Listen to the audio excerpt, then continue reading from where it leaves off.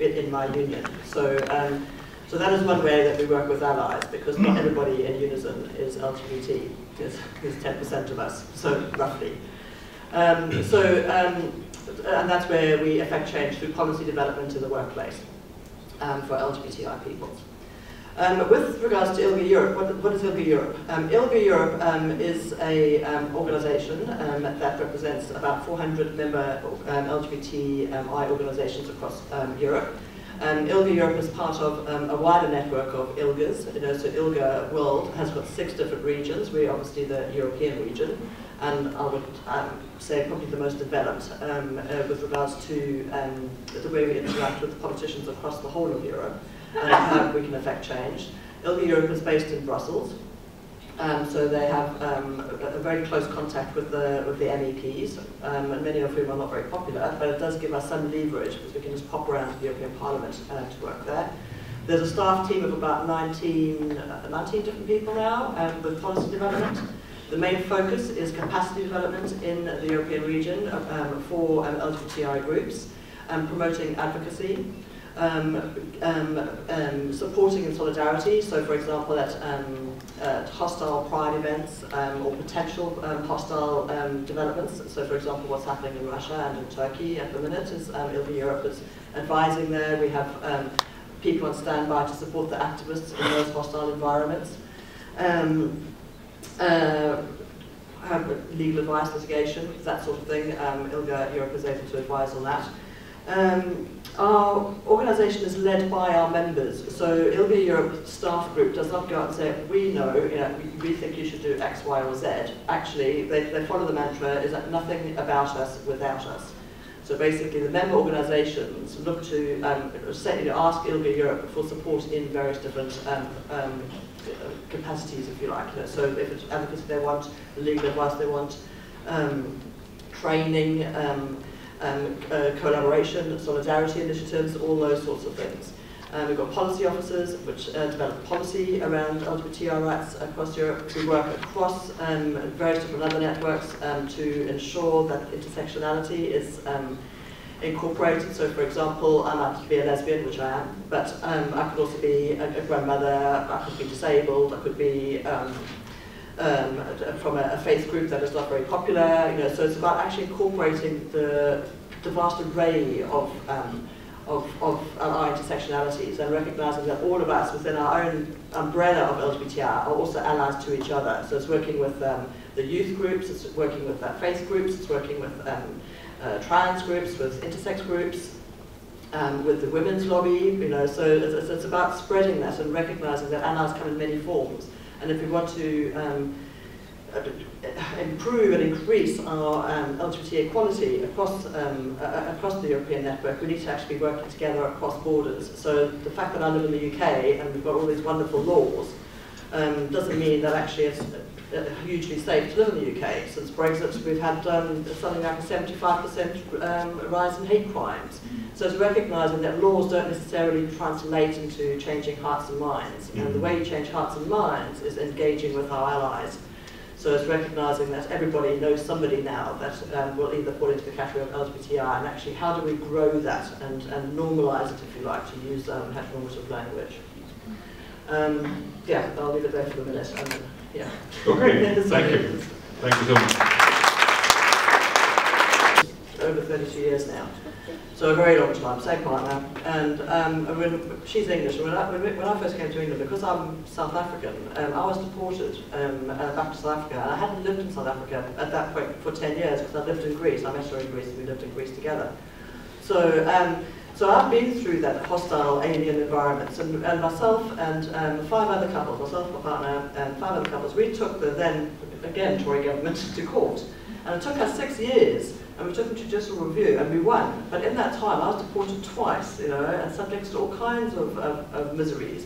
That was the compromise I made for other couples coming after.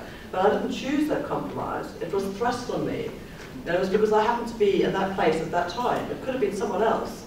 So by going forward and saying, oh, we'll compromise by doing X, Y, and Z, that won't work. We've got to just live our lives the best we can, and to make it better, we have to live our lives, and be true to ourselves and to our communities, and reach out to our allies whether they be within ILGA-Europe, within the LGBTI network, or within our straight ally network, which is growing, you know, all the time. That is the compromise, being true to ourselves.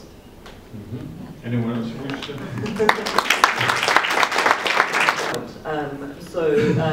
Certainly from my perspective in the UK, what we do before every local election, so that's local government, you know, district councils, county councils, and also the general elections, the LGBT groups form a list and write to every single prospective politician and say, how would you vote if this came to Parliament, blah, blah, blah. And then depending on how the answers are, particularly if it's a party that you support, you know, then we would then volunteer as a group on various Saturdays and some evenings and go out and knock on doors and actually speak to people and say, well, how are you voting? Why are you voting that way? Would you consider voting this way if they did that? So we get a groundswell of kind of support for the politicians that we think are going to be supporting us. And it does work. It really does work. So I would agree that it's actually important that, I hear that you're a young democracy and the UK is certainly not, but it is one of those small steps, sort of getting to know who your neighbours are and which ways they're likely to vote. I've been out and visible, supporting other groups, absolutely. You know, I've participated in a lot of Pride events across the UK, but also, and we get support from our black members groups within our trade union and from disability groups.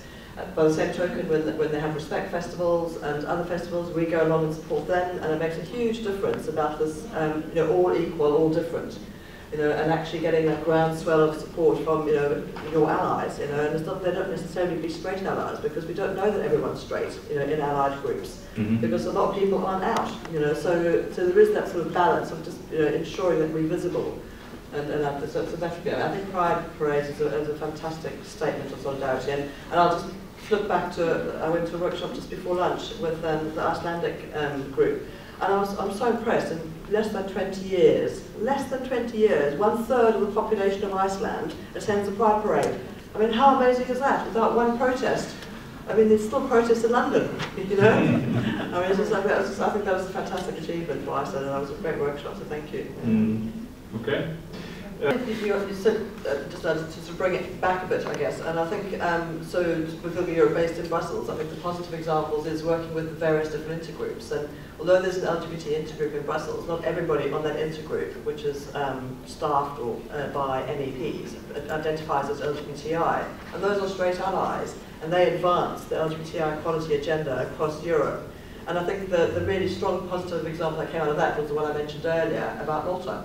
And I forget the name of the MEP, unfortunately, so I can see her face, but she was really instrumental in that as a straight ally. You know, and it is that, like keeping the pressure on and in Brussels. So for love it or hate it, you know, Brits don't like it, but you know, love it or hate it, you know, that is a very, very strong base with which to actually promote and advertise and actually advance LGBTI equality across the European Union. And I think that is a positive way of working. And the same with the faith forums, the same with the women's lobby. You know, it's just like, you know, we'll continue to work together to raise issues. The youth lobby is another one. You know, it's really important to get the youth involved. The youth are going to change the way, the direction of travel. The youth are vital in the progress of LGBTI equality and minority equality, actually, of all sorts. You know, so it is about that constant, you know, pressure and engagement. And I think that the MEPs, I think, are much maligned in a lot of ways, and actually they do have a lot of influence back in their home countries. They are elected officials, and people forget that. All right. Thank you so much. So everything they do is around LGBTI sort of issues, if you like. But for me, if you're asking about my own organisation that I work for local government in Devon, in the UK. I'm a trade unionist, and we all have to wear lanyards to identify ourselves to get through various different doors and things. And I wear a rainbow lanyard. I encourage my friends and my union members to wear rainbow lanyards, whether they straight, gay or not, doesn't matter. And it's about that visibility, and as a consequence, we have quite a progressive gay-friendly workplace now of about 4,000 people. So, and of that, probably about a handful identify that LGBTI, but because we wear the rainbow lanyards, it makes a huge difference. Okay. So it's a visibility. Yeah.